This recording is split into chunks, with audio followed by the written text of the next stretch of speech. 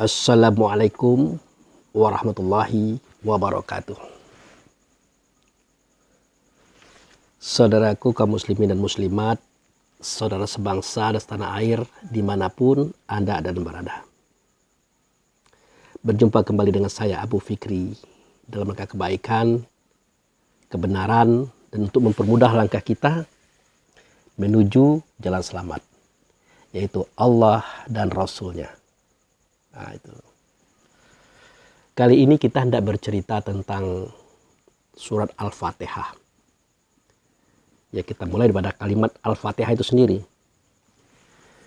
Jadi di dalam ilmu Nahwu, ilmu tata bahasa dalam bahasa Arab, kata alif lam pada kalimat Al-Fatihah itu menunjukkan bahwa Al-Fatihah itu adalah benda. Jadi Al-Fatihah itu artinya pembuka. Nah, jadi pembuka ini ada bendanya. Nama benda itu adalah kunci. Ya, kunci. Jadi berkata Rasulullah, jumlah nabi dan rasul serta para wali itu 124.313.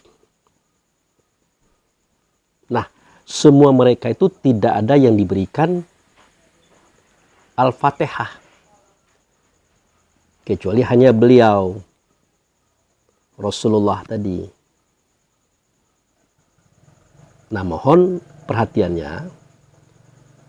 Kata Al-Fatihah dalam pernyataan beliau ini bukan 7 ayat ini. Bukan. Karena satu di antara ayat ini, bahkan ada beberapa ayat lain, itu ada di nabi-nabi lain. Misalnya, Bismillahirrahmanirrahim. Nah, itu ada pada Nabi Sulaiman itu.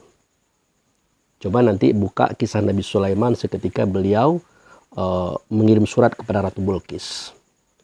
Itu beliau menggunakan Bismillahirrahmanirrahim. Nah, itu. Dengan nama Allah yang pengasih dia, yang penyayang dia. Tentu tidak mungkin Nabi Sulaiman itu hanya ngomong begitu saja. Pasti dia akan cari siapa itu ya, dia yang dengan nama Allah. Yang dia pengasih, dia penyayang. Nah, nanti dia akan digiring oleh Allah kepada Alhamdu. Alif lam itu nama Allah, Hamdu itu adalah nama junjungan beliau. Nah, itu Rabbil Alamin. Nah, artinya dipertuang agung oleh Allah sebagai pengasuh, pendidik, pembina alam semesta. Nah, jadi Nabi Sulaiman tahu ini. Nah, itu Nabi Sulaiman tahu. Jadi pembina, pembimbing, pendidik, pelatih, pengajar daripada isi alam semesta. Itu dimaksud dengan Rabbil Alamin. Loh, kenapa seperti itu, Pak Abu Fikri? Bukankah Nabi Sulaiman itu kalau kita lihat sejarahnya, dia kan terdahulu lahir daripada Nabi Muhammad. Jawabnya benar. Kalau dengan Nabi Muhammad duluan dia lahir. Tapi dengan Rasulullah Muhammad Sallallahu Alaihi Wasallam itu tidak. Jadi bedakan antara Nabi Muhammad. Nah, itu Nabi itu artinya pembawa. Dia menunjuk kepada tubuh badan jasad. Nah, tubuh badan jasad yang membawa Muhammad itu memang terakhir dia muncul. Duluan Nabi Sulaiman.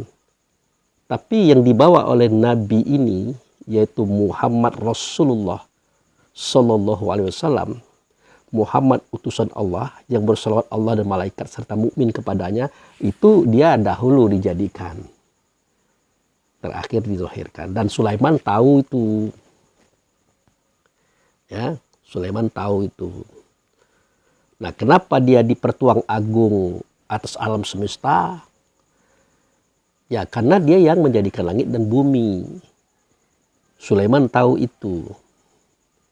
Maka dibuka surat Luqman ayat 25. Wala in sa'altahum man khalaqas samawati wal arda sayaqulunallah qul alhamdulillahi bal hum katsiran la ya'lamun. Kalau kamu tanyakan kepada mereka siapakah yang menjadikan langit dan bumi, ya rata-rata mereka mengatakan Allah, termasuk kita. Tetapi kata Allah, qul ya Muhammad, sampaikan Muhammad, buka ya Muhammad, berikan informasi hai Muhammad. Alhamdulillahi, itu yang menjadikan langit dan bumi. Alhamdulillah itu yang menunjuk kepada yang dengan nama Allah tadi.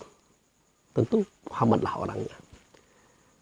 Balhum katsiran la ya'lamun. Kebanyakan mereka itu tidak tahu siapa Muhammad ini. Nah, Sulaiman tahu itu. Sulaiman mengerti itu, bahkan dia paham. Jadi semua kehebatan Sulaiman dalam kerajaan, dalam kekuasaan dan keahlian itu tidak ada kalau dia tidak kenal siapa itu. Bismillahirrahmanirrahim. Ya. Alhamdulillahirabbil alamin. Nah, itu tidak mungkin dia akan menjadi orang besar. Nah, jadi kembali kepada cerita tadi yang diberikan kepada Muhammad Rasulullah itu adalah Al-Fatihah, yaitu pembuka atau kunci rahasia. Rahasia apa? Nah, itulah yang pernah beliau sampaikan kepada kita melalui orang tua kita. Katanya setiap kitab itu mengandung rahasia. Rahasia Quran terletak di awal surat. Tidak ada yang tahu rahasia itu kecuali orang yang ditunjuki oleh Allah, dan Muhammad jadi guru. Nah, itu. Jadi Muhammad jadi guru. Karena dia memegang kunci itu. Nah, itu. Ya katakanlah kitab yang dimaksud itu sementara, ya katakanlah kitab buku ini. Walaupun pada saat beliau mengatakan itu, ini belum ada. Jadi untuk mempermudah paham kita, biar kita gampang mengerti, katakanlah kitab buku ini. Nah, awal suratnya yaitu Al-Fatihah ini yang 7 ayat. Nah, itu. Barang siapa yang mengetahui rahasia Al-Fatihah yang 7 ayat ini, tentu dia akan mengetahui rahasia Quran yang 30 juz, yang 114 surat. Ya. Nah, kalau dia mengetahui rahasia Quran yang 30 juz, yang 114 surat ini, dia akan mengetahui rahasia dirinya. Karena data tentang diri di sini ada. Ya, termasuk data diri sebelah diri pada kita ada di sini. Nah, barang siapa yang mengetahui rahasia dirinya, tentu dia akan tahu rahasia Muhammad sebagai Rabbul Alamin. Makanya dikatakan oleh beliau, man arafa nafsahu faqad arafa rabbahu. Siapa yang kenal akan dirinya, maka dia pasti kenal siapa ianya, Tuhan. Nah, itu. Tapi Tuhan di sini jangan terlalu tinggi kita pahami. Karena Rob itu artinya adalah pendidik, ya, pembina, pelatih, pengajar. Dan kita tidak melihat Allah memberikan itu. Melainkan beliaulah yang datang ke dunia ini memberikan pelajaran. Kenapa? Ya karena Allah sendiri menitahkan. Nah, itu kita temukan pada surah As-Saff, ya. Wallazi arsala rasulahu bil huda wa dinil haq. Dia itu Allah yang mengutus Rasul. Nah, ya, Allah mengutus Rasul. Nah, Rasul ini membawa petunjuk. Rasul ini membawa agama. Nah, itu. Akan dibenangkan agama ini, pendirian ini dari agama-agama yang lain. Maksudnya memberikan penjelasan kepada orang yang sudah punya pendirian. Bahwa pendirian benar itu begini loh. Nah, yang ini bukan begini, begini loh. Nah, begitu. Bukan berarti mengalahkan dalam artian harus dihancurkan, harus dibubarkan. Tidak begitu. Kita jangan berpikir seperti itu. Karena agama itu bukan hanya kita saja yang punya, ya. Bukan hanya mereka yang berbeda merek dengan kita saja yang punya, tidak begitu. Agama itu pendirian. Kita yang sudah bermerek Islam ini saja belum tentu kita beragama dengan agama Islam. Belum tentu kita berpendirian dengan pendirian Islam atau pendirian selamat. Kalau kita sudah beragama dengan agama Islam, tidak mungkin suara kita, kata kita, perbuatan kita itu akan melahirkan mudarat bagi diri kita. Akan melahirkan mudarat bagi orang lain. Makanya kadang-kadang kalau ada kritik daripada mereka yang tidak satu merek dengan kita, wah namanya aja Islam, tapi di dalam penjara banyak dia. Maling dia, berzina dia, merampok dia, membunuh dia. Nah, orang Islam macam apa ini? Nah, bagi mereka saya jelaskan, ya, mereka ini pendiriannya bukan pendirian Islam. Mereka di penjara yang diceritakan tadi, bukan. Kalau pendiriannya, isi batinnya adalah keselamatan, dia tidak mungkin merugikan dirinya, keluarganya, kaum kerabatnya, apalagi orang lain. Apalagi sudah punya judul menipu, memfitnah, membunuh, berzina, merampok. Nah, itu jelas. Mereka tidak berpendirian dengan pendirian Islam itu. Kalau dalam bahasa kita secara umumnya, mereka belum beragama dengan agama Islam. Jadi silakan saja kita mengkritik. Kita yang merek agamanya beda dengan kita yang sudah bermerek dengan agama yang sama, silakan mengkritik. Percuma saja Islam kerjanya itu memfitnah, menghasut, mengadu domba, berzina, merampok, memaling, macam-macam. Ya silakan saja. Memang mereka belum berpendirian dengan pendirian Islam. Belum berpendirian dengan pendirian yang selamat. Dan bukan begitu. Muslim itu bukan begitu. Nah, Muslim itu adalah orang yang selamat dirinya daripada kejahatan dirinya sendiri. Nah, itu dia. Selamat keluarganya daripada kejahatan dirinya. Selamat orang lain daripada kejahatan dirinya. Itulah Muslim. Dia itu kemana-mana tidak pernah menebarkan permusuhan, kebencian, iri dengki, tidak ada. Bahkan untuk menyenggol orang saja dengan suara katanya dia tidak mau. Karena dia mengerti, dia paham.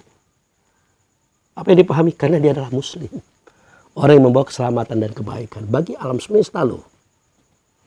Bukan bagi mereka yang agamanya baik sama, tidak begitu. Bagi alam semesta. Bahkan terhadap hewan pun mereka itu baik. Mana ada orang Muslim itu menganiaya hewan? Tidak ada. Sampai-sampai untuk memotong seekor ayam, seekor kerbau, sapi, kambing, onta saja ada etikanya mereka. Mereka tidak mau menyakiti. Walaupun mereka punya kebutuhan terhadap daging-daging itu. Mereka menyembelihnya dengan rasa yang sadar. Ya, mengingat Allah dan Rasul. Di tempat dia mengingat. Baru. Itu. Apalagi terhadap manusia. Tidak mungkin. Makanya jika Anda mengatakan, wah percuma saja Islam. Dalam penjara itu banyak mereka-mereka itu. Wah, itu tidak apa-apa, silahkan saja. Tapi saya jelaskan bahwa mereka itu belum Muslim. Belum Islam. Dan belum berpendirian dengan pendirian yang selamat. Belum. Oke, kita cari kembali kepada cerita tadi. Jadi begitu. Nabi Sulaiman itu tahu persis persoalannya itu. Jadi kalau kita sudah kenal siapa diri kita, kita akan kenal dengan Tuhan. Tapi sebenarnya bukan kepada diri itu ya. Barang siapa yang mengenal apa yang ada ianya di dalam diri, ya, di dalam diri itu, pasti dia mengenal siapa Tuhannya. Ya, pasti dia akan mengenal siapa Tuhannya. Nah, siapa yang mengenal Tuhannya, ya pasti dia akan mengenal Allah. Gitu. Jadi itu. Jadi rentetannya begitu. Jadi barang siapa yang bisa membuka rahasia Al-Fatihah yang 7 ayat ini, dia akan bisa membuka rahasia kitab ini yang 30 juz ini. Ya, yang terdiri daripada 30 juz ya, 114 surat, 6.666 ayat. Nah, barang siapa yang mengetahui rahasia ini, dia akan mengetahui rahasia dirinya sendiri. Ya, rahasia yang ada di dalam dirinya itu. Nah, kenapa Pak Abu Fikri berkata seperti itu? Ya, selama ini kan kita mengatakan bahwa diri kita adalah ruh gitu ya. Ternyata setelah dipelajari, ya diri kita bukan ruh. Ada sesuatu yang ada di dalam ruh itu sendiri. Ada yang namanya sifat. Ada yang namanya rasa. Nah, rasa itulah diri kita sebenarnya diri. Dialah yang tahu apa yang kita rasakan. Apakah itu masalah yang kebaik, masalah yang buruk, masalah senang, masalah tidak senang, masalah bahagia, tidak bahagia. Dia yang tahu. Itulah diri kita sebenarnya diri. Nah, kalau tahu kita dengan dia, si rasa tadi, kita akan tahu siapa itu Tuhan. Siapa itu Rabb, siapa itu pembina alam semesta. Kenapa? Karena dia sholat, pasti dia akan menghubungkan rasa itu dengan rasa yang ada di atas dirinya. Siapa itu? Ya Rasul.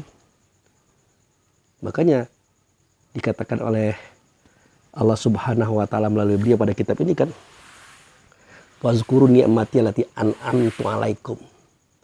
Ingat oleh kamu akan nikmat yang ianya ada di atas kamu. Nah, pangkatnya itu di atas kita dia.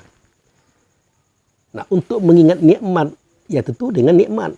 Apa itu nikmat? Nikmat itu rasa. Nah, mengingat rasa, ya dengan rasa. Bagaimana cara mengingatnya? Ya menghubungkan.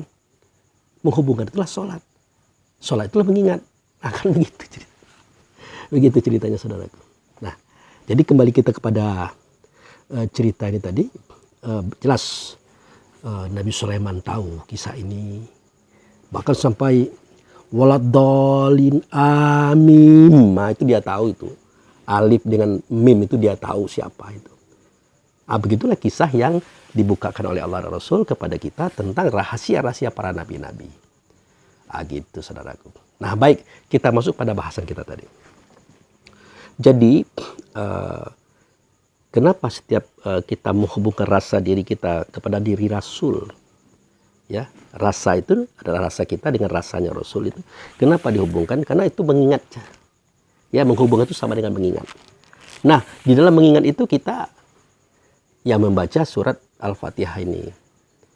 Berapa rakaat sehari semalam kita bertemu dengan Allah dan Rasul dalam sholat? Ya 17 kali kan. Nah 17 kali pula kita membaca surah Al-Fatihah ini. Tapi ingat, ini kalimat membaca surah Al-Fatihah ini kita masih mengkaji syariat ini. Masih bersuara, masih berkata ya. Masih tegak seperti alif, rukuk seperti ha, sujud seperti mim, duduk seperti dal. Itu masih kajian syariat. Tapi tidak apa-apa. Karena syariat ini kan mengantar kita kepada hakikat. Nah, jadi ada 17 kali kita membaca ini. Ya. Nah, oleh karena itu kita jangan sekedar membaca saja, menyebut saja, tapi pahamilah apa yang dibaca, apa yang disebut. Nah, itulah Nabi Sulaiman tadi. Seketika dia mengirimkan surat kepada Ratu Balqis, dia mengucapkan Bismillahirrahmanirrahim. Ana Sulaiman. Nah, itu dia. Dengan nama Allah yang pengasih dia, penyayang dia. Pasti Sulaiman tahu itu alhamdu orangnya. Sulaiman tahu. Nah, itu. Dia itulah yang menjadikan langit dan bumi beserta isinya. Makanya dia itu rahmatan bagi alamin. Sulaiman tahu. Nah, inilah yang menggegerkan, menggetarkan hati Ratu Balqis. Ya. Dia mulai ciut dengan Sulaiman. Dari suara saja, dari kata saja, dari tulisan ini saja sudah menunjukkan sesuatu yang sangat dalam. Nah, itu harus kita pahami itu. Bismillahirrahmanirrahim. Dan sebagaimana pahamnya Nabi Sulaiman. Ya seperti tadi ya, dengan nama Allah. Nah, siapa itu yang dengan nama Allah? Ya kalau Allah kan nama. Nama itu kan tidak ada bentuk, tidak ada rupa, tidak ada suara, tidak ada kata. Ya, dia tidak diserupakan segala sesuatunya. Ya jangankan dia, permisalan dia saja tidak ada umpamanya. Seperti dikatakan oleh Rasulullah, laisa kamitslihi syai'un fil ardi wala fis sama' wa huwa ala kulli syai'in qadir. Tidak ada seumpama, tidak ada seumpama misalnya Allah. Ya misalnya Allah aja tidak ada umpamanya, baik di langit ataupun di bumi. Tetapi dia menguasai segala sesuatu. Nah itu. Siapa itu misalnya Allah? Ya itulah yang ada di dalam diri kita masing-masing. Itu misalnya Allah. Itu saja tidak ada umpamanya, apalagi Allah kan gitu. Nah, jadi itu. Jadi dengan nama Allah. Nah, kalau Allah itu kan nama. Yang dengan nama Allah siapa? Ya ciri-cirinya dia pengasih, dia itu penyayang. Dia pengasih, dia itu penyayang. Nah, orangnya alhamdulillah. Nah, alhamdulillah. Alif lam nama Allah, hamdu nama beliau. Bergeser sedikit dia Ahmad. Nyata dia sebagaimana kita namanya Muhammad. Dia itulah bagi Allah atau bagian daripada Allah. Kalau Allah zat, dia sifat. Kan begitu. Nah, dipertuang agung oleh Allah. Ini Allah sendiri yang mempertuang agung dia atas alam semesta. Bukan dia ujuk-ujuk ingin mempertuang agung dirinya atas alam semesta. Tidak. Dia dipertuang agung oleh Allah. Sebagai apa? Rob alam semesta. Pembina, pendidik, pengasuh, pengajar. Dia dipertuang agung. Makanya dia adalah rahmatan lil alamin. yang memberikan kasih sayang dan cinta kepada alam semesta. Apa buktinya? Buktinya, walillahi masyriqu wal maghrib. Bagi Allah itu ada di barat dan ada di timur. Di ayat lain, walillahil fis samawati wal ardi. Bagi Allah dia di langit dan dia ada di bumi. Bagaimana kisahnya ini? Bagaimana pahamnya ini Pak Abu Fikri? Lah itu. Mana maghrib? Maghrib itu barat. Nah, yang bagi Allah ini, Muhammad ini, dia ada di barat. Nah, orang barat bertemu dengan dia, padahalnya dia tidak pernah di barat. Ya. Dan bagi Allah ini dia ada di timur. Orang timur bertemu dengan dia, padahal dia tidak pernah ke timur. Tapi orang timur pernah bertemu dengan dia. Kemudian bagi Allah ini ada dia di langit. Orang langit bertemu dengan dia, padahal dia tidak pernah ke langit. Nah, itulah cerita Isra Mi'raj itu kan. Mulai dari Nabi Adam, ya, Idris, ya. Kemudian siapa lagi tuh? Nabi Isa, Yahya, Yusuf, Musa, Harun, sampai Nabi Ibrahim tuh ketemu dengan dia di situ. Padahal dia tidak pernah ke situ. Nah, yang bagi Allah itu ada di bumi. Orang bumi bertemu dengan dia, padahal dia tidak pernah ke bumi. Ya buktinya ini kitab Quran ini. Dia yang menyampaikan, ditulis oleh sahabat, bahkan ada hadis-hadisnya yang menceritakan tentang suara kata dan perbuatannya. Dan itu kita pegang jadi pedoman. Membuktikan bahwa dia memang ada di bumi. Padahal dia tidak pernah ada di bumi. Lalu bagaimana ceritanya itu Pak Abu Fikri? Yang lahir tanggal hari Senin 12 Rabiul Awal 571 itu. Nah, itu kan nurnya dia. Cahayanya dia. Tapi walaupun dia cahaya, tapi dia adalah bapak daripada semua ruh. Nah, ini ada kisahnya ini saudaraku. Ada kisah, ada ceritanya ini. Yang ini akan saya buka di sini karena berat. Ya. Jadi dia adalah nur Allah. Yang turun ke bumi adalah nur Allah. Nur Allah itulah Rasul Muhammad tadi. Nah, ini dia. Nah, dia adalah bapak ruh. Ya, bapak ruh. Nah, itu dia. Jadi ya dia ada di barat, orang barat bertemu dengan dia dan dia tidak pernah ke barat. Dia ada di timur, orang timur bertemu dengan dia tidak pernah ke timur. Orang langit pernah bertemu dengan dia, padahal dia tidak pernah ke langit. Orang bumi pernah bertemu dengan dia, padahal dia tidak pernah ke bumi. Jadi siapa yang ada di bumi? Itu adalah nurnya dia. Nurnya Allah. Tentu nurnya si Hamdu ini. Nah, itu. Seketika dia menyatakan diri dalam bentuk sifat, Ahmad namanya. Seketika dia menyatakan diri sebagaimana kita, Muhammad namanya. Cobalah Pak Abu Fikri buka sedikit lah. Oke deh, saya buka sedikit ya. Nah, jadi Allah itu adalah zat. Tidak berbentuk, tidak berupa, tidak bersuara, tidak berkata. Tapi dia nyata pada sifatnya. Nah, jadi Allah dan sifatnya, katakanlah sifatnya ini Muhammad ya, katakanlah begitu ya.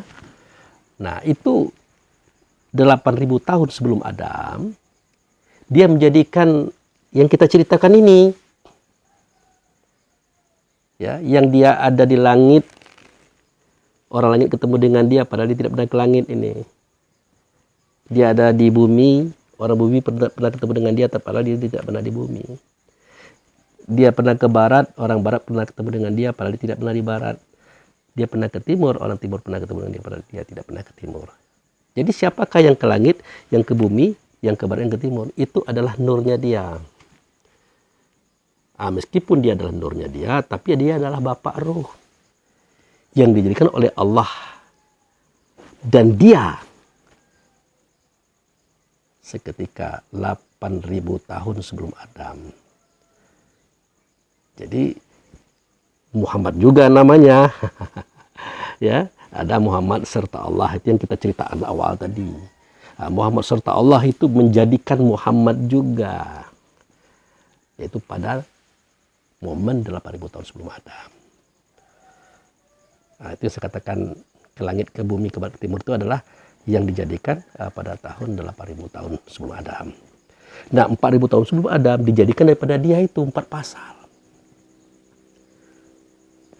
Bumi yang berkati, arsy di bumi, surga neraka, mukmin. Jadi kita hanya sebatas yang dijadikan oleh Allah dan beliau yang dilahirkan pada saat 8.000 tahun sebelum Adam.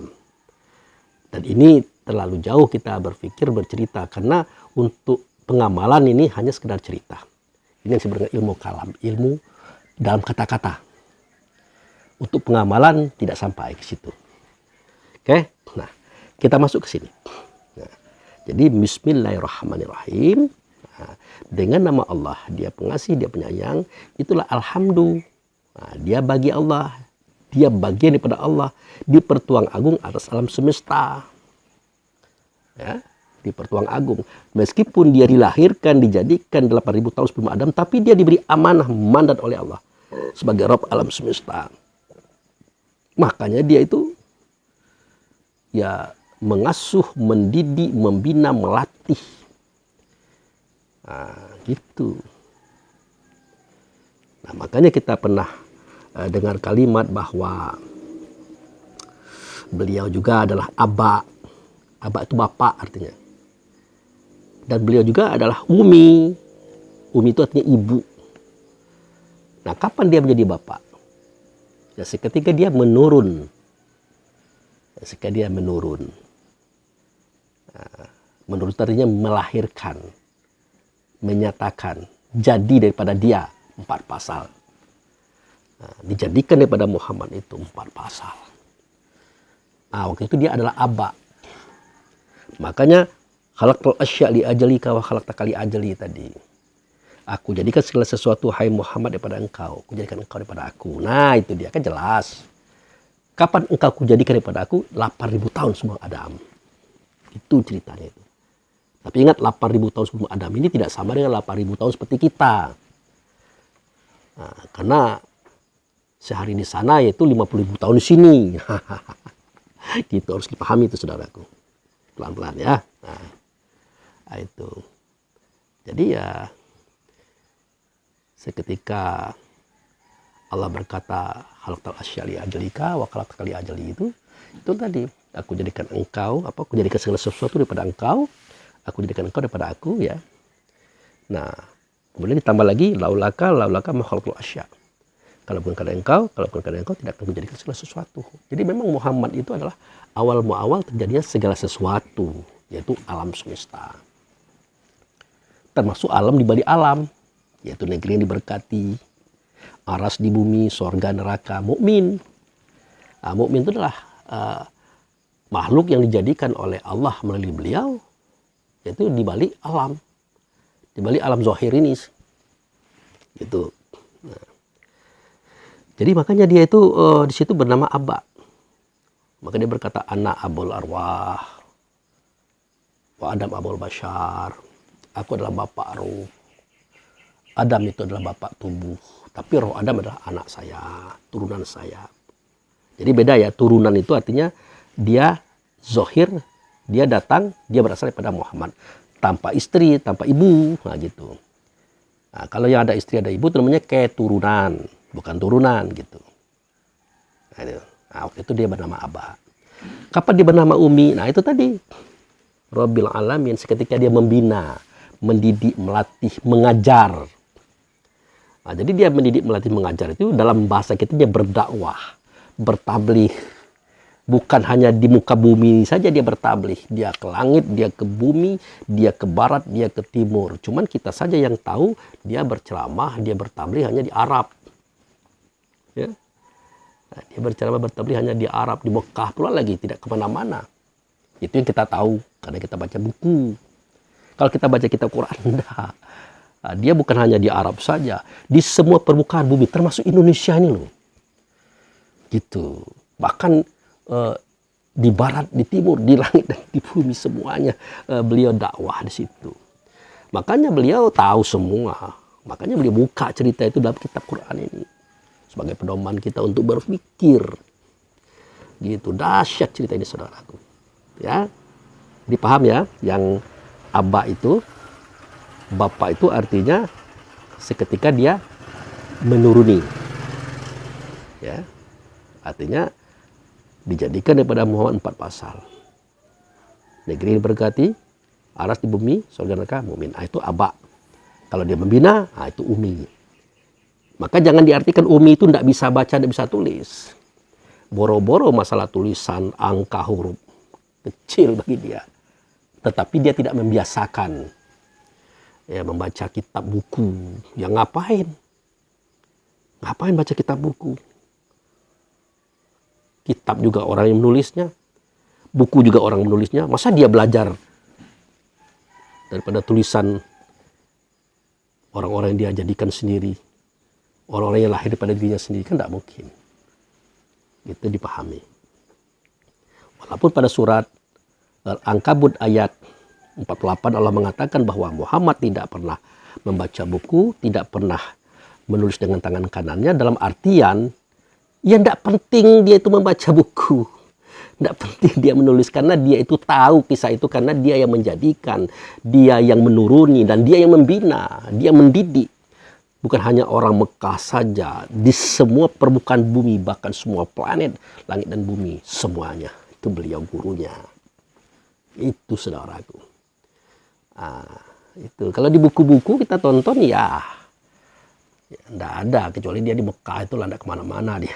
Tapi kalau dalam kitab Quran ini nampak bahwa dia tidak hanya di Mekah, tapi semua permukaan bumi, di semua planet, di langit dan bumi, barat dan timur, dia datang ke situ. Dia mengajar, dia mendidik. Dia awal dijadikan, terakhir dizohirkan. Fisiknya itulah tahun 571. Nah, sekarang sudah kembali ke tempat semula. Bukan berarti dia tinggal, dia bergerak, dia berjalan terus hingga hari ini. Dia meliputi segala sesuatu, termasuk kita hari ini sedang berbicara, dia tahu. Ya bagaimana dia tahu? Yang kita suarakan, yang kita katakan, kita bicarakan adalah pembicaraan dia. Masya Allah. Jauh saya cerita ini saudaraku. Nah kemudian pada ini yang ya, sudah tuh ayat kedua ya, ayat ketiga Ar-Rahmani Rahim. Nah tidak usah kita bahas lagi. Oke, kita bahas juga sedikit karena ada Rahman, ada Rahim ya. Kalau Rahman itu pengasih, Rahim itu penyayang. Nah, kalau masalah pengasih itu ya semuanya dikasih oleh beliau. Dikasih fasilitas, dikasih kecukupan sesuai dengan peranan mereka masing-masing. Ada yang kaya, ada yang sedang, ada yang miskin. Ya, itu dia yang memberikan semua fasilitas. Sama dengan ya produser sebuah film ya. Dia itu yang mempunyai rumah, punya mobil, punya uang, punya pakaian yang bakal dipakai oleh bintang film. Itu produser namanya itu. Nah itu. Nah apa yang diberikan kepada semua bintang film, semua lakon tadi, itulah yang disebut dengan pengasih. Dia berikan semuanya sesuai dengan peranan masing-masing. Ya kalau bos ya dikasih rumah mewah, mobil mewah, uang banyak, baju mentereng. Dalam filmnya seperti itu. Kalau gembel ya dikasih baju compang-camping, muka aut-autan, ya semuanya kurang. Karena begitu peranan dia, gitu. Tetapi setelah film itu selesai, yang didapat oleh mereka, apakah itu mereka bos, apakah gembel, apakah figuran lain, ya tetap honor saja yang mereka terima. Mereka tidak bawa mobil, rumah, duit. Sebagaimana peranannya bos dalam film itu, tidak, honor. Nah, sama dengan kita hari ini. Setelah usai tugas kita sebagai pemeran cerita yang beliau buat, ya kita kembali kepada beliau. Yang kita terima apa? Honor. Yang kita dapat tidak bentuk pangkat, jabatan, kekayaan itu tinggal semua. Tidak ada yang ikut itu. Nah, itu pengasih saudaraku. Kalau penyayang, nah itu lain lagi. Itu dia tidak mau meninggalkan kita sedetik pun. Bahkan seketika kita habis tugas, ya, habis masa, ya dia membawa kita kepada dia. Karena saking sayangnya dia. Nah, tapi kalau yang dikasih, bagaimana itu Pak Abu? Ya ada yang ya, sebatas itu, ada yang dibawa juga kepada dia. Tapi yang dibawa kepada dia itu namanya disayang. Nah, jadi yang dikasih itu umum sifatnya. Ya, termasuk hewan-hewan, tumbuh-tumbuhan macam-macam itu dikasih semua oleh beliau. Kalau disayang itu khusus. Itu orang-orang dekat itu, saudaraku. Nah, inilah orang-orang yang nanti akan kita ceritakan di akhir surat Al-Fatihah ini. Gitu. Oke, kita masuk pada kalimat berikut. Malik Yaumiddin.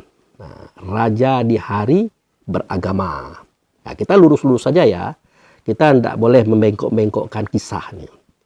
Kalau di catatan buku lain itu raja di hari pembalasan. Nah, kita bukan tidak sepakat, silakan saja. Dan kita pun tidak menyalahkan itu. Namanya kan paham.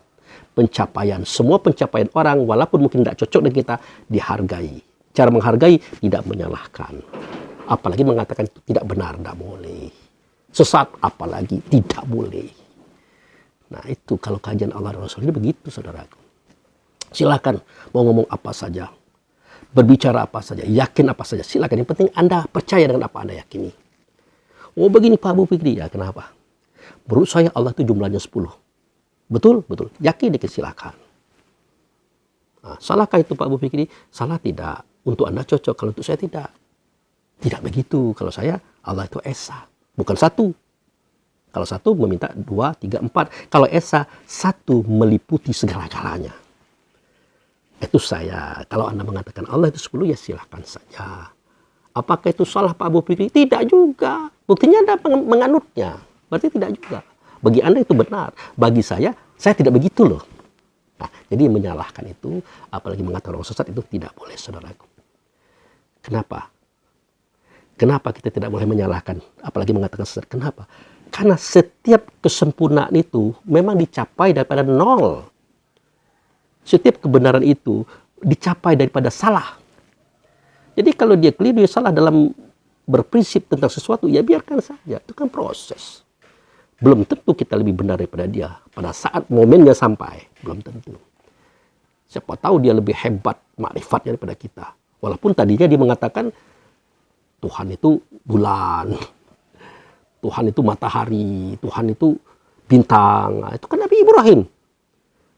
Tapi apa akhirnya? Tokoh tauhid, saudara. Nah, seandainya kita hidup di masa beliau, kerja kita cerepet, suka menjustice, menyalahkan, jelas Ibrahim kena dengan kita. Sesat Anda itu, tidak benar Anda itu, begini begitu. Mulai kita memfitnah dia, mengajak orang memusuhi dia. Kita tidak sadar. Segala sesuatu yang sempurna itu dimulai daripada hal yang belum sempurna. Segala sesuatu yang baik itu dimulai daripada hal yang belum baik. Segala sesuatu yang benar itu dimulai daripada hal yang belum benar. Biasa itu. Makanya tidak boleh kita menyalahkan, apalagi menuduh, apalagi menyesatkan mereka itu. Tidak boleh. Mengkafir-kafirkan pula, wah jangan. Tidak hak kita itu. Oke, nah itu. Kembali pada Malik Yaumiddin. Itu adalah raja di hari beragama. Apa itu hari beragama? Momentum seketika kita melaksanakan sholat. Itu hari beragama itu. Nah, siapa yang berkuasa pada saat itu? Yang berkuasa pada saat itu adalah orang yang kita cari. Siapa dia? Ya Allah lah. Tidak mungkin yang lain. Bisa mencari Allah? Bisa mendapatkan Allah? Tidak bisa. Allah itu zat, Allah itu nama. Cari yang dengan nama. Nah, kembali kepada bismillah tadi. Yang dengan nama itu adalah alhamdulillah. Sedikit bergeser, Ahmad. Nyata dia seperti kita, namanya Muhammad. Nah, itulah dia wasilah. Perantara antara kita dengan Allah. Kan? Nah, makanya kalau mau sholat, ya. Kalau kita mau membuka hari beragama tadi, pakai azan. Pakai seruan, pakai panggilan. Hayo, hayo, hayo, kita berhubungan dengan Allah dan Rasul. Hayo, hayo, hayo, kita tegakkan agama. Hayo, hayo, hayo, kita menyatukan rasa kita dengan rasa Rasul. Karena padanya kita bertemu dengan Tuhan. Padanya kita bertemu dengan Allah. Ayo. Nah, setelah kita menyatakan azan tadi, kan ada doanya. Allahumma rabba hazhid da'wati tammah wa sholatil qa'imah ati Muhammadani wasilah wal fadilah wa ba'athu fil maqama mahmuda innaka la tukhliful mi'ad. Itu kita yang mengatakan. Harus dipahami itu. Wahai Allah yang memiliki seruan sempurna, yaitu sholat yang akan didirikan, hadirkan di engkau Muhammad sebagai wasilah, perantara antara aku dengan engkau ya Allah. Di tempat apa? Di tempat Muhammad itu sendiri. Maqama Mahmuda itu adalah tempat tegak si Mahmud. Mahmud itu adalah beliau, saudaraku. Dan engkau tidak akan mungkin mendustakan ini. Pastilah ini benar. Dan engkau tidak pernah mengingkari janji. Selama kami sesuai dengan prosedur, cocok dengan arahan, pasti kami bertemu dengan Muhammad. Gitu. Oh Pak Abu, kami kalau sholat tidak pernah ketemu dengan Muhammad. Ya bukan tidak ketemu, belum. Kenapa? Karena kita belum kenal siapa diri kita, siapa diri Muhammad. Mana diri kita sebenarnya diri, mana diri sebenarnya diri pada Muhammad. Dia ada dalam rasa kita. Itu saya katakan tadi. Seketika Allah berkata, fazkur ni'mati allati an'amtu alaikum. Ingat oleh kamu akan nikmatku yang ada di atas kamu. Jadi di atas kita ini ada nikmat. Dia adalah Rasul. Apa itu Rasul? Rasa. Dengan apa kita mengingatnya? Ya dia kan rasa kita pula. Artinya hubunganlah rasa kita dengan rasanya Rasul. Nah disitulah kita bertemu dengan Allah. Disitulah kita ikram. Disitulah kita wahdaniyat. Satu saja yang menjadikan Allah, satu saja sebab asalnya Muhammad, satu saja kita mukmin. Di situ kita bernama mukmin. Itu Raja di hari beragama. Bagaimana prosesinya? Itu sudah banyak video-video yang kita buat seperti itu. Ya. Nah. Kemudian iyyaka na'budu wa iyyaka nasta'in. Nah, ini benar. Ya.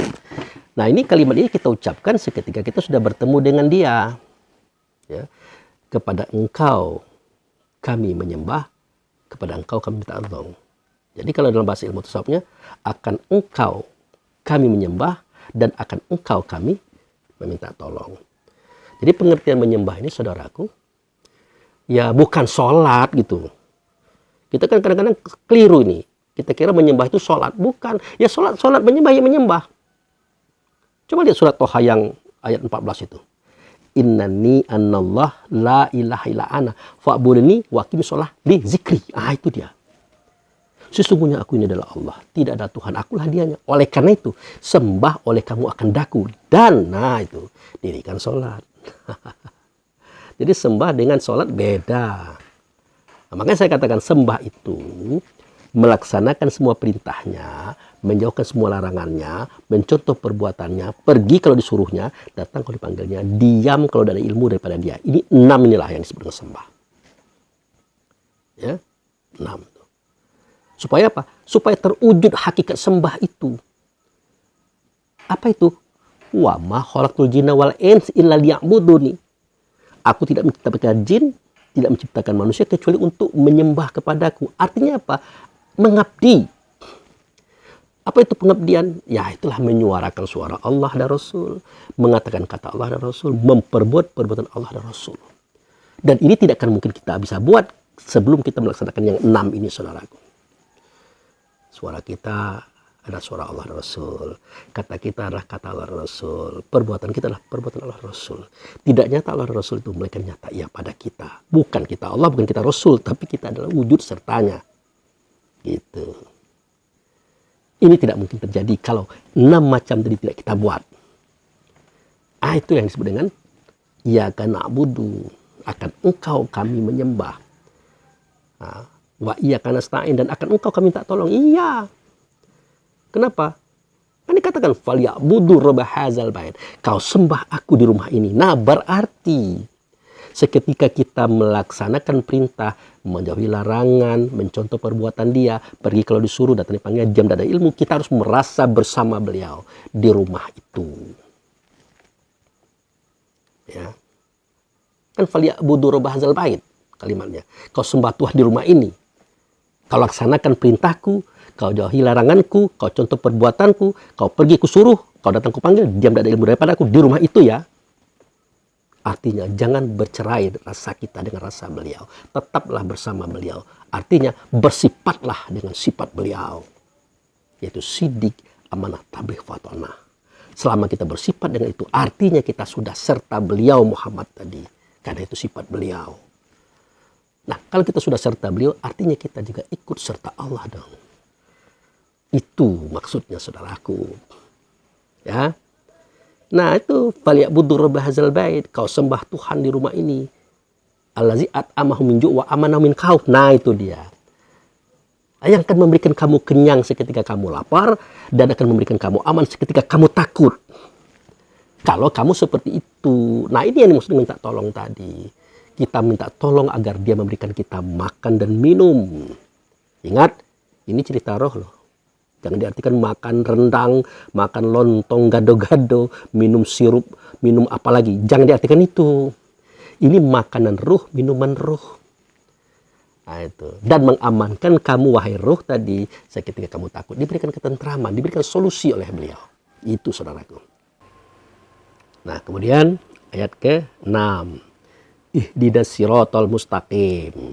Nah, tunjukilah aku kepada jalan mustaqim. Mustaqim ini Anda tahu siapa? Mustaqim ini asal katanya takwa. Tunjukilah aku kepada jalan orang yang takwa.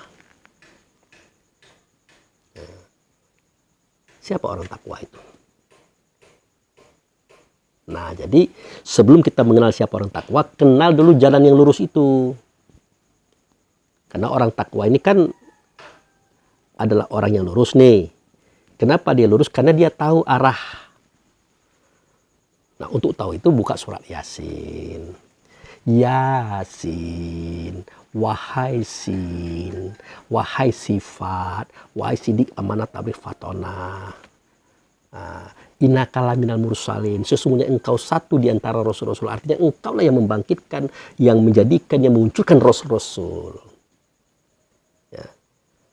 Nah, tapi kan ada sumpahnya Pak Abu tadi. Ya, kalau kita urutannya begini. Yasin wal Qur'anul Hakim innaka laminal mursalin ala siratim mustaqim. Waisin, demi Quran yang penuh hikmah. Quran di dalamnya ada hikmah. Ya, Quran itu beliau. Di dalam beliau itu ada hikmah. Ada ilmu awal, ilmu akhir, ilmu zahir, ilmu batin. Yang akan diajarkan kepada mereka yang ikut beliau.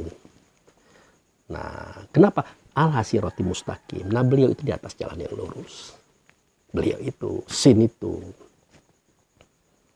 Nah, jadi, ihdinas siratal mustaqim, tunjukilah aku kepada jalan orang-orang yang bertakwa. Ya. Nah, orang bertakwa ini kemana arahnya? Ya, kepada sin.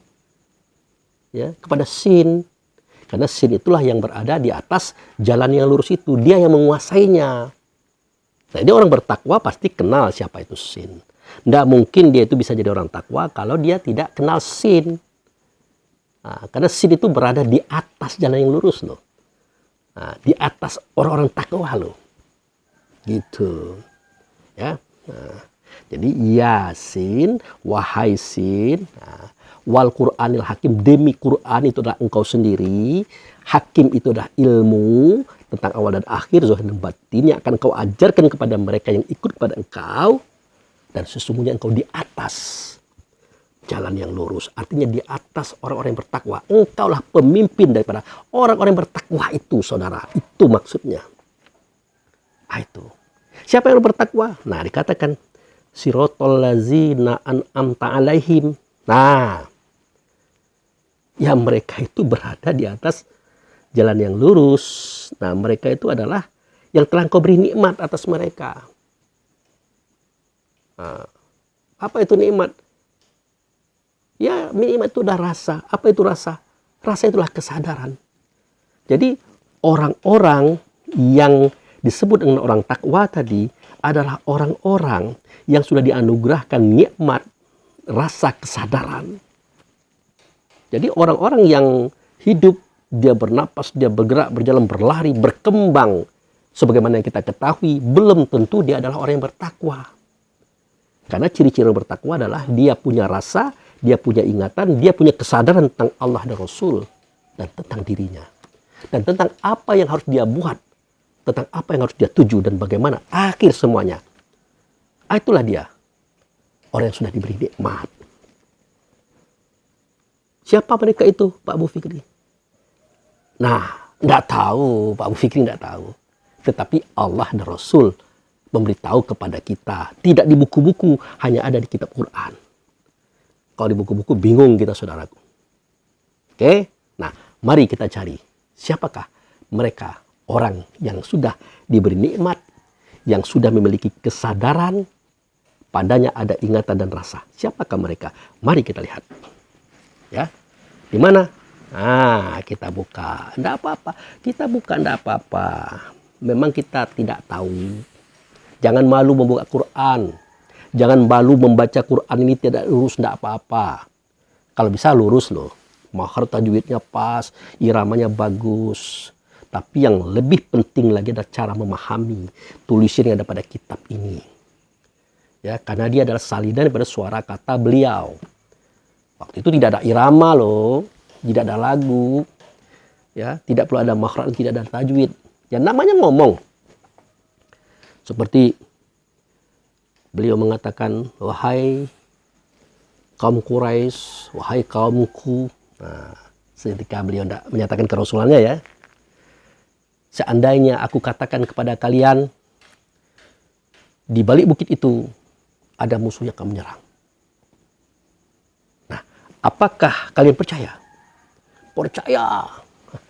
Jadi kaum Quraisy percaya. Kenapa? Karena Muhammad tidak pernah bohong, tidak pernah menipu, tidak pernah berkhianat.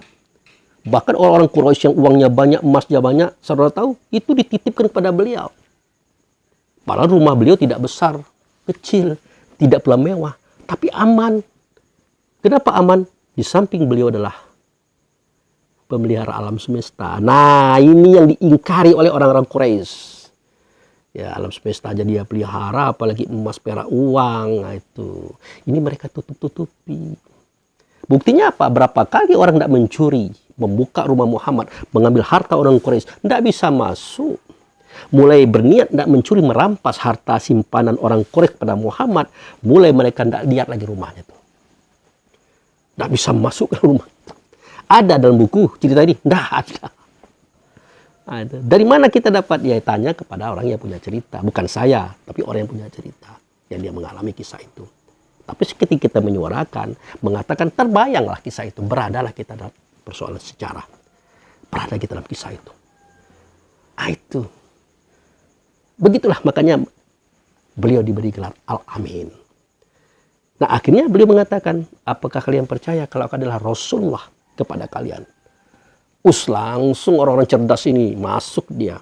Kalau dia ini adalah Rasul, bahaya. Proyek bisnis hawa nafsu dan setan kita tidak akan jalan.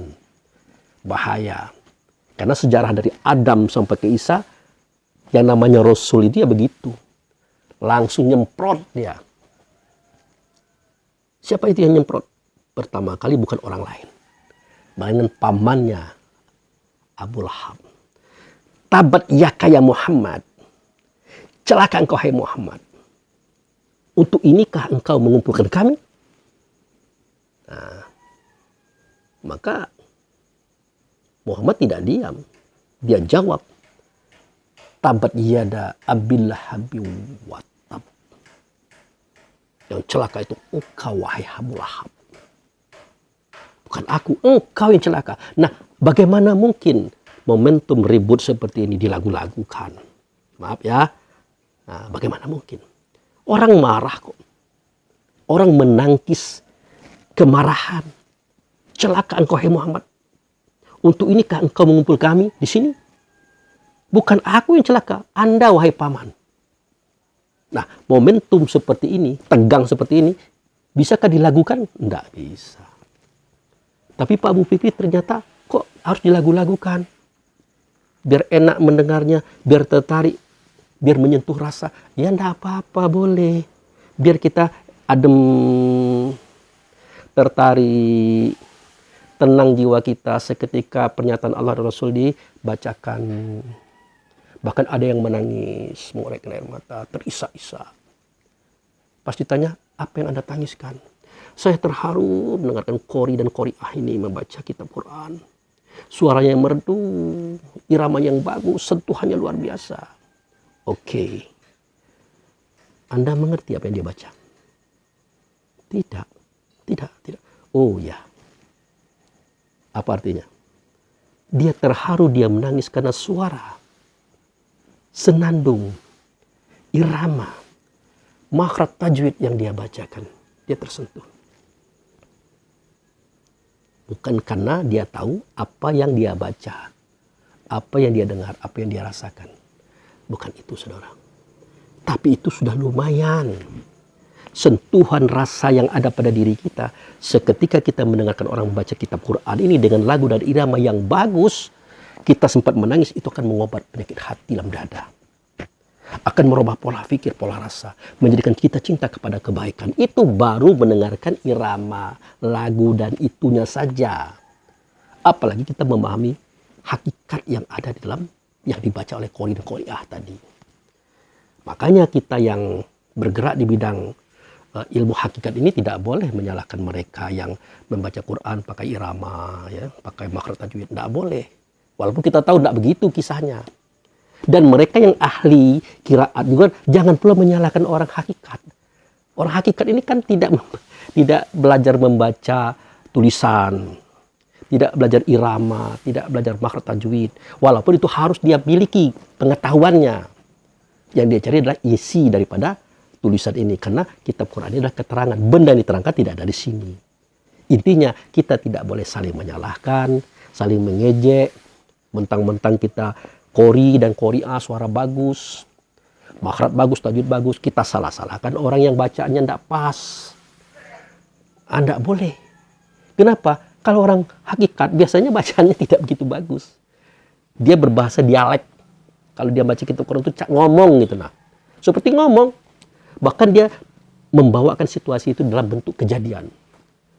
Tabat yada abil habbi wa tab. Ma'akna anhu mal huwa ma kasab. Gitu. Dan itu tidak usah dipersoalkan. Yang penting kita baik-baik saja. Oke? Nah. Jadi sesuai dengan permohonan kita ya, bahwa ihdinas siratal mustaqim, tunjukilah kami kepada jalan orang yang bertakwa, mustaqim. Nah, mustaqim itu orang bertakwa. Orang bertakwa yang bagaimana? Yang istiqomah. Nah, itu baru titiknya. Jadi mustaqim itu adalah orang bertakwa yang istiqomah. Jadi mustaqim itu sebenarnya orang yang istiqomah dengan ketakwaannya. Gitu, saudaraku. Siapa orang-orang itu? Nah, ini kita baca. Lupa tadi. Orang itu adalah orang yang mendapat nikmat. Orang yang mendapatkan rasa yang baik, ingatan yang baik, kesadaran yang baik. Nah, orang-orang itu adalah sebagai berikut. Wa mayyuti'illaha wa rasulah. Dan barang siapa yang mentaati Allah dan Rasulnya. Batas itu dulu. Ya. Jadi untuk kita menjadi orang yang takwa, istiqomah dengan ketakwaan kita itu, kita harus taat Allah dulu, harus taat Rasul dulu. Bagaimana cara mentaati Allah? Tidak bisa. Ya, tidak bisa kita mentaati Allah. Karena Allah tidak bersuara, tidak berkata, tidak berbentuk, tidak berupa, tidak sama dengan sesuatunya. Apanya yang mau kita dengar? Mana perintahnya? Suaranya aja tidak ada, katanya tidak ada. Mana larangannya? Suaranya tidak ada, katanya tidak ada. Tidak bisa.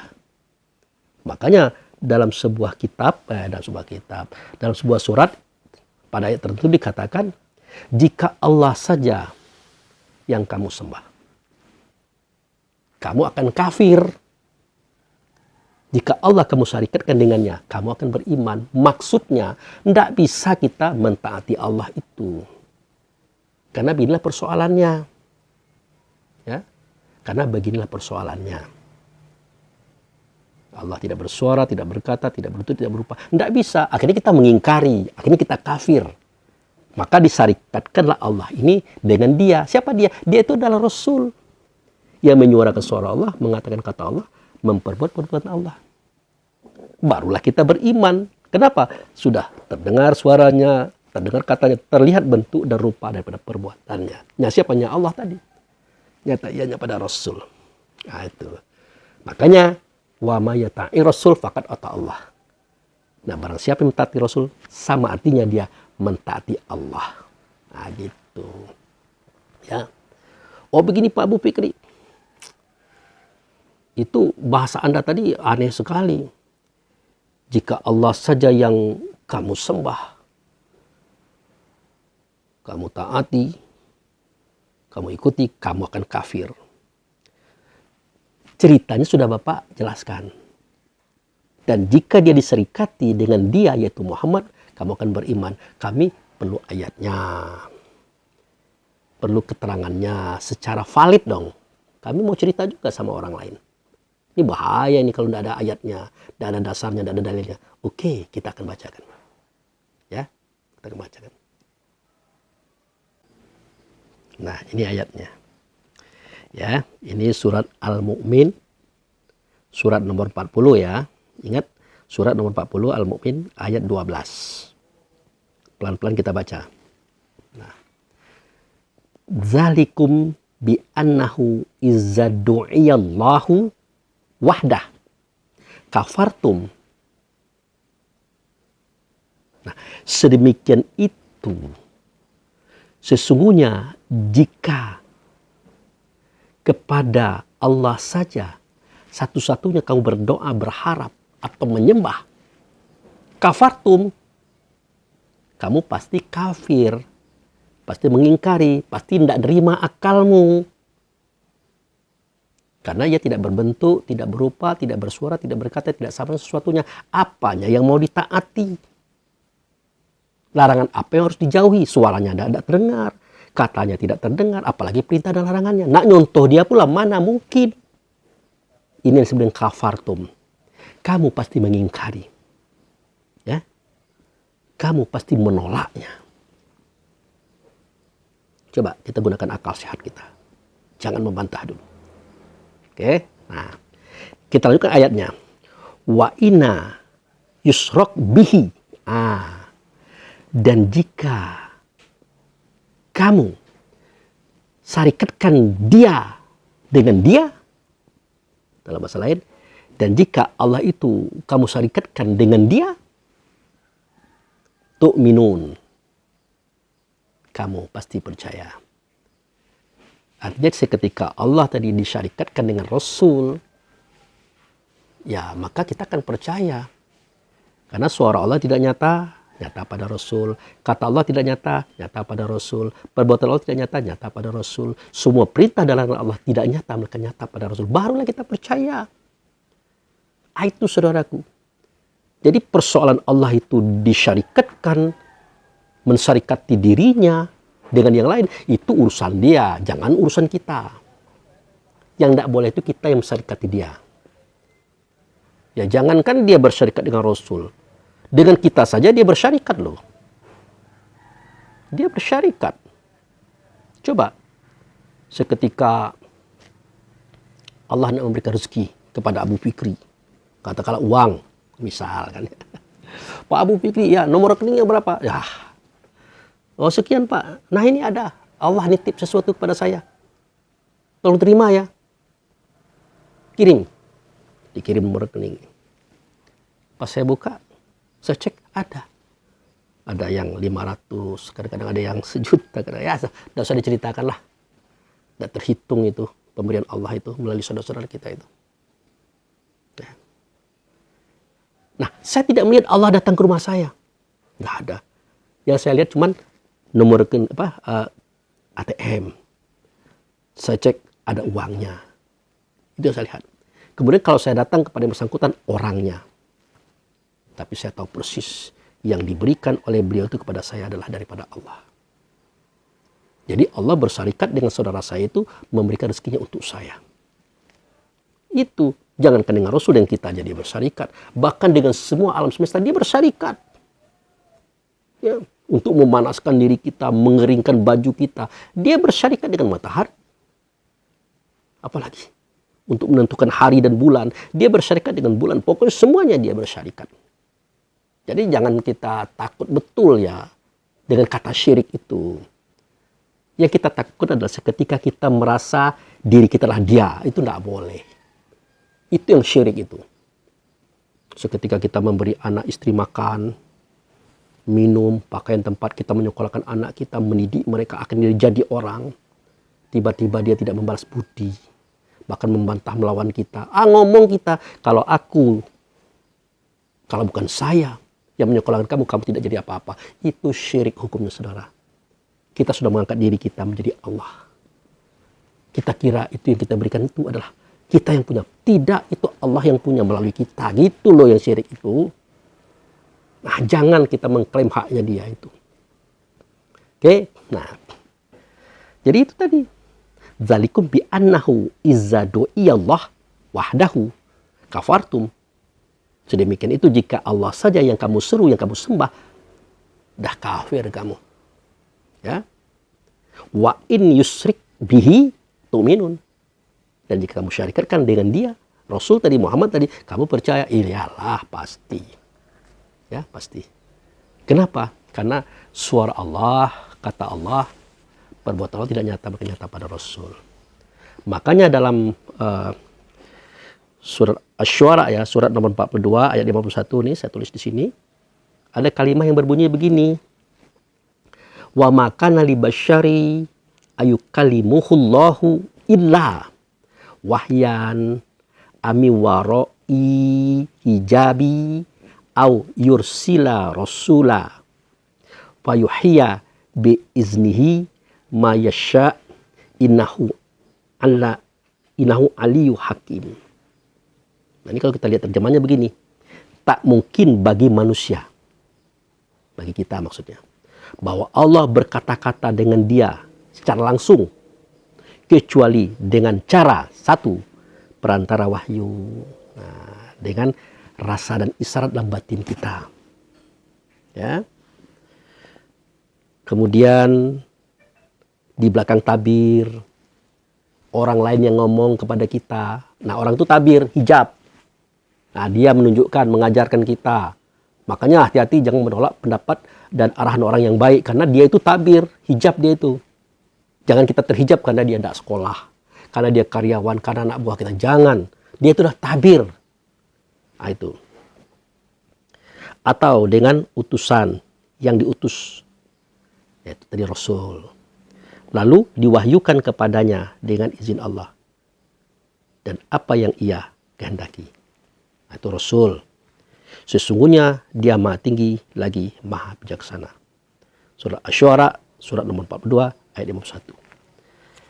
Nah, itu dalil yang valid tentang kalau Allah saja kita sembah, kita kafir. Kalau disyarikatkan dia itu dengan Muhammad, maka kita akan beriman dan percaya. Oke? Nah, jadi untuk mentaati Allah ini harus kita taat Rasul dulu. Wa may yuti' Rasul faqad ata Allah. Siapa yang taat kepada Rasul artinya sudah taat kepada Allah. Tapi tidak mungkin kita bisa taat kepada Rasul kalau tidak ikut. Nah, itu. Kalau tidak ikut. Bagaimana mungkin kita bisa mentaati seseorang? Ikut saja enggak. Katakanlah kita setiap hari kita pakai baju seragam pegawai negeri. Ini hari apa nih? Hari itu pakai batik pula kita. Hari apa itu? Pakai seragam coklat pula kita. Hari apa itu? Pakai warna ini, itu macam-macam. Kita pakai, kita datang ke kantor itu. Apakah benar pekerjaan kita? Nah, itu kan ketaatan itu. Jam berapa mereka masuk, kita datang. Jam berapa mereka pulang, kita pulang. Tapi kita tidak bekerja di situ. Kenapa? Karena kita belum ikut. Kita belum masuk daftar dan kita bukan pegawai negeri. Kecuali kita ikut jadi pegawai negeri. Walaupun honor. Nah, benarlah kalau kita taat di dalamnya. Ini ikut belum sudah taat, ini gimana ini? Maka ikutlah dulu Rasul baru kita taat. Ya. In kuntum tuhibbunallah fattabi'uni, kata beliau. Kalau kamu cintai Allah, ikut saya. Kalau sudah ikut saya, nanti kamu taati apa yang saya instruksikan gitu. Kemana? Nah, sudah saya jelaskan di beberapa video. Ikut saya cerita itu. Ya. Tapi untuk taat tidak bisa tanpa ikut dengan Rasul. Nah, kalau kita ikut dengan Rasul, pasti kita bisa mentaati beliau. Kalau kita sudah taat kepada beliau, pasti kita sudah taat kepada Allah. Kenapa? Wa may yuti' Rasul faqad ata Allah. Nah, itu. Jadi, wa may yuti'illah wa rasulah. Barang siapa yang mentaati Allah dan Rasulnya, fa ulaika ma'allazina an'amallahu alaihim. Nah, barang siapa yang mentaati Allah dan Rasul, maka mereka itulah yang beserta orang-orang yang sudah diberi nikmat oleh Allah. Jadi kalau kita sudah taat kepada Allah dan Rasul, itu sama artinya kita sudah beserta bersama orang-orang yang sudah diberi nikmat. Karena untuk taat kepada Allah dan Rasul ini tidak bisa kalau bukan diberi nikmat, yaitu rasa. Dengan rasa kita bisa mengingat, dengan ingatan kita bisa sadar. Nah itu. Jadi untuk kita punya rasa yang baik, punya ingatan yang baik, punya kesadaran yang baik, kita harus ikut Allah dan ikut Rasul. Taat kepada Allah, taat kepada Rasul dulu. Caranya ya ikut Rasul. Kemana beliau? Di mana beliau hari ini? Kita ikut beliau. Itulah processing sholat yang sudah sering saya ceritakan. Oke? Nah, siapakah mereka itu? Ya, siapakah mereka itu? Nah, dikatakan oleh Allah Rasul. Nah, jadi dikatakan minan nabiyina. Nah, jadi orang-orang yang sudah diberi nikmat, ya sudah dihidupkan rasanya, ingatannya bagus, kesadarannya bagus, mereka adalah kalangan nabi-nabi. Apakah kita harus jadi nabi, Pak Abu Fikri? Boleh. Hati-hati. Nabi kan tidak ada lagi setelah Muhammad. Betul. Tapi warisannya.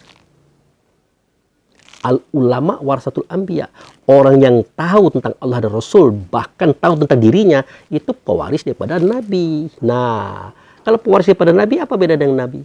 Nabi punya kekayaan, diwariskannya pada kita kekayaannya. Kan sama kekayaannya.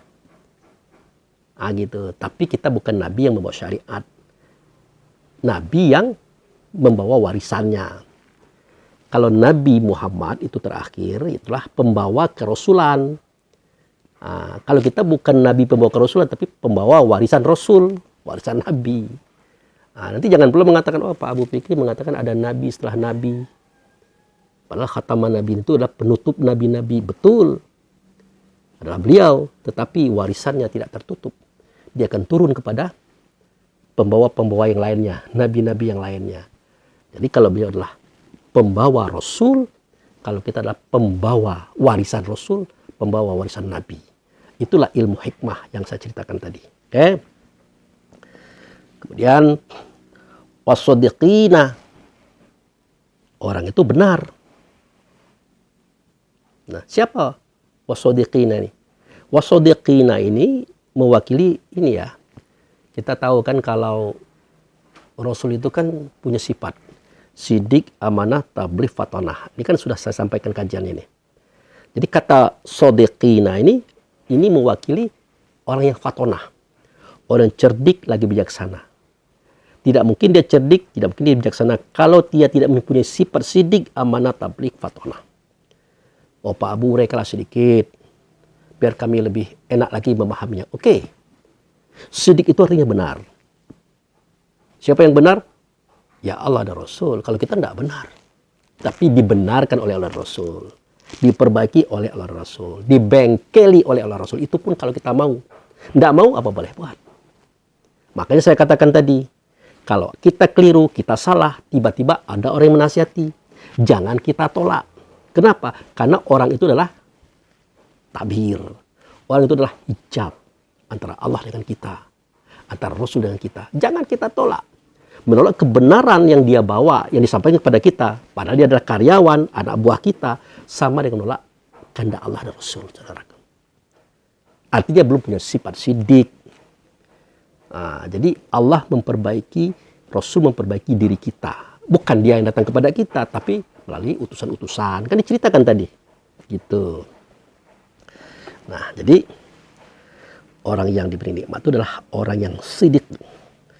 Kemudian wasyuhada. Nah, wasyuhada ini bukan orang yang mati syahid. Tapi orang yang menyaksikan Allah tidak nyata Allah, nyata Muhammad. Orang yang menyaksikan Muhammad tidak nyata Muhammad, melainkan ia nyata pada diri. Jadi Allah tidak nyata, nyata pada Muhammad. Muhammad tidak nyata, nyata ia pada diri. Tidak terdengar suara Allah, kata Allah, melainkan nyata pada Muhammad. Tidak dengar suara Muhammad, kata Muhammad, mereka nyata pada diri. Kita yang menyuarakan, mengatakan apa yang dari Allah dan Rasul. Itulah pengabdian, saudaraku. Itu yang harus kita pahami. Nah, ini syuhada. Nah, selanjutnya wassolihina, orang-orang yang solih. Siapa orang yang solih? Ya sederhana saja. Orang yang solih itu adalah orang yang sholat sesuai dengan prosedur. Nah itu dia.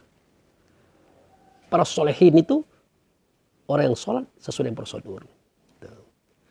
Wahasuna, dan dia adalah orang baik. Nah, ulaika rofiqo, dan mereka itulah teman yang baik, kawan yang baik, sahabat yang baik. Dan mereka itulah tujuan kamu, kita, saya 17 kali sehari semalam membaca Al-Fatihah dalam sholat. Untuk menjadi orang ini, saudaraku. Untuk bersama dengan mereka di sisi Allah dan Rasul, saudaraku. Gitu ya. Nah, jadi ihdinas siratal mustaqim, siratal ladzina an'amta 'alaihim ghairil maghdubi 'alaihim, dan bukan mereka yang dimarah. Bukan mereka yang dimurkai. Nah, siapa mereka yang dimurkai? Ya, jangan kita katakan orang Yahudi, orang Nasrani, orang agama lain. Tidak boleh. Oh, yang dimurkai itu orang Yahudi, yang dimurkai itu orang Nasrani. Tidak boleh. Orang yang dimurkai oleh Allah dan Rasul adalah orang kafir. Siapa orang kafir? Wah, itu Yahudi, Pak Abu Fikri. Itu Nasrani, Pak Abu Fikri. Orang yang tidak beragama dengan kita. Oh, bukan begitu. Allah dan Rasul tidak pernah mengatakan seperti itu.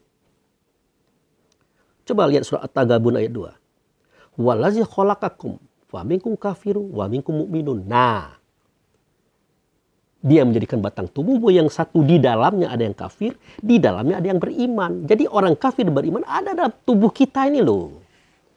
Jangan nunjuk-nunjuk orang ke depan, tidak boleh. Tidak ada itu. Orang beriman ada dalam diri kita, orang yang kafir juga ada dalam diri kita. Siapa yang beriman? Nah, itulah yang pernah melihat Tuhannya, mendengar suara Tuhannya. Ditanya oleh Allah yang nyata pada Tuhan, alastu birabbikum, adakah tidak aku ini dengan Tuhan kamu? Maka kita katakan bala syahidna. Ya, katakanlah Tuhan itu Allah ya. Aku ini dengan Tuhan siapa? Yang mengatakan pertanyaan tadi, adakah tidak aku dengan Tuhanmu? Siapa aku ini dengan Tuhan? Dengarkan suara saksi kita. Bala syahidna, benar kami menyaksikan. Apa saksinya? Apa bunyi saksinya? Asyhadu an la ilaha illallah wa asyhadu anna Muhammadar Rasulullah. Aku bersaksi tidak ada zat, tidak ada sifat, tidak ada nama, tidak ada perbuatan kecuali Allah lah dianya. Tetapi yang kulihat, yang aku dengar, yang kuhadapi waktu itu tidak Allah, melainkan utusannya bernama ia dengan nama Muhammad. Itu saudaraku. Itulah dia yang kita saksikan. Nah, makanya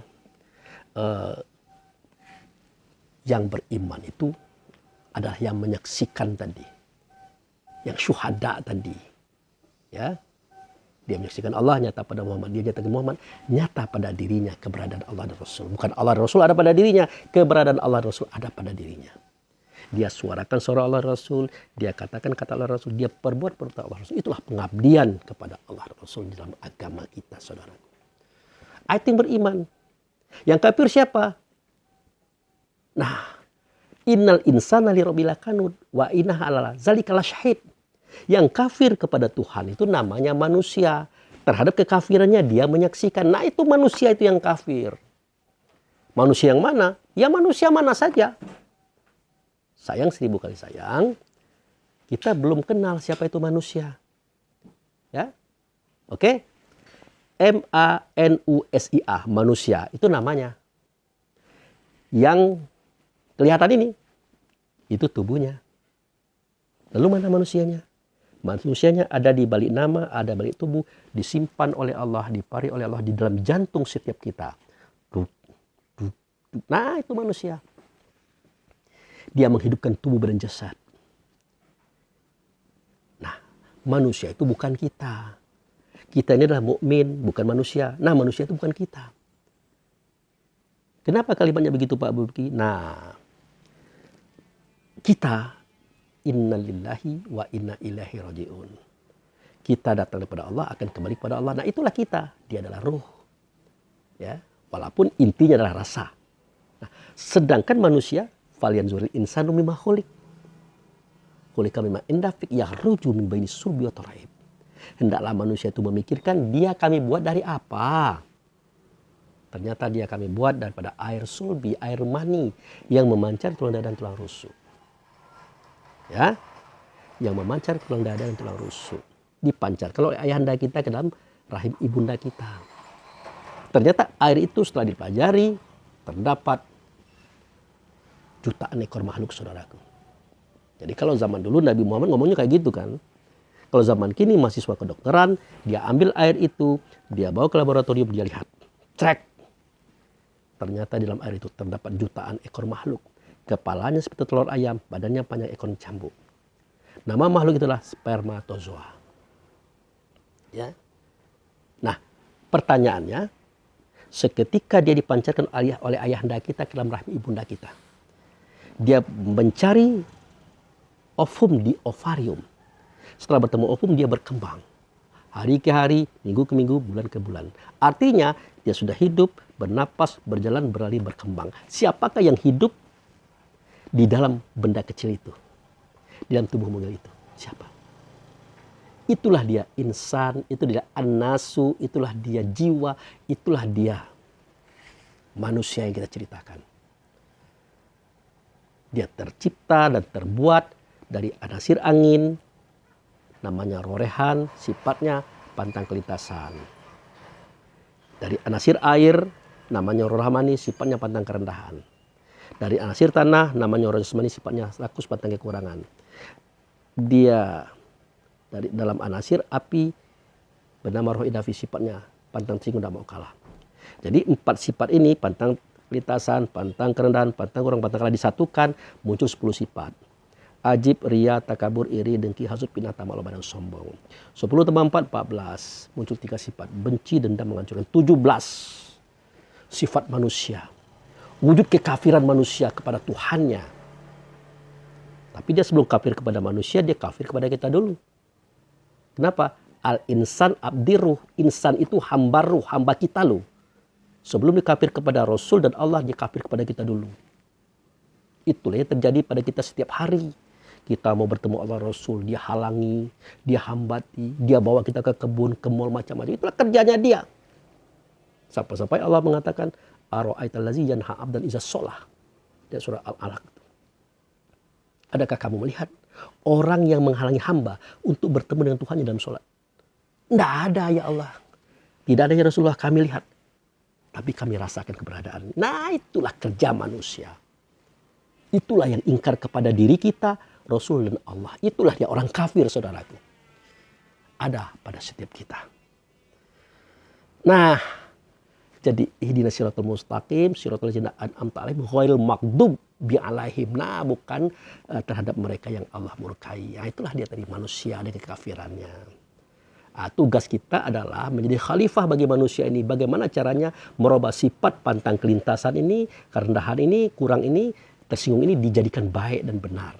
Nah, itulah fungsi kita, tugas kita sebagai khalifah atas diri kita masing-masing. Itu aja saudaraku. Ini jangan-jangan durasi kita ini udah panjang bener ini. Ini karena ceramahnya sudah subuh tadi ya. Yakin saya ini udah lebih dari sejam ini. Nanti kita bikin aja 2 video kalau seandainya lebih dari sejam ya. Tapi kalau enggak ya kita satukan saja. Demikian saudara-saudaraku kaum muslimin dan muslimat, saudara sebangsa tanah air, agama Anda apapun, aliran apapun, kalau bertemu dengan kita yang ngaji yang sama, ya, dengan Abu Fikri, insya Allah kita tidak akan menyalahkan siapa saja, ya, tidak mungkin pula kita mengkafir-kafirkan untuk menyisih-nyisihkan, dah. Kita adalah satu umat, ya, atau umat yang satu, kemudian kita pecah. Pecah di mana? Pecah dalam pemikiran, karena kapasitas akal kita berbeda. Makanya kita punya kendaraan namanya Islam, Yahudi, Nasrani, Buddha, Hindu. Itu adalah kendaraan. Istilah torikatnya ada berjalan menuju Allah itu melalui laut, melalui darat, melalui pesawat. Tentu aturannya beda-beda. Kalau darat aturannya begini. Kalau laut aturan kendaraannya begini. Kalau pesawat aturannya begini. Dan perbedaan kendaraan menuju Allah itu mohon jangan diganggu gugat. Jangan dipersoalkan. Yang penting bagaimana kita memahami hakikatnya itu. Ya. Karena Allah Subhanahu wa taala beserta Rasulnya berharap kita ini kembali lagi kepada Allah. dengan cara dan metode kita yang kita yakini adanya. Ya percuma juga kita dengan kendaraan Islam, metode Islam, tapi kita tidak mengamalkan aturannya. Ya sama dengan tidak loh. Nah, begitu ya. Oke. Baik. Itu saja. Lebih dan kurang saya mohon maaf. Wabillahi taufiq wal hidayah. Assalamualaikum warahmatullahi wabarakatuh.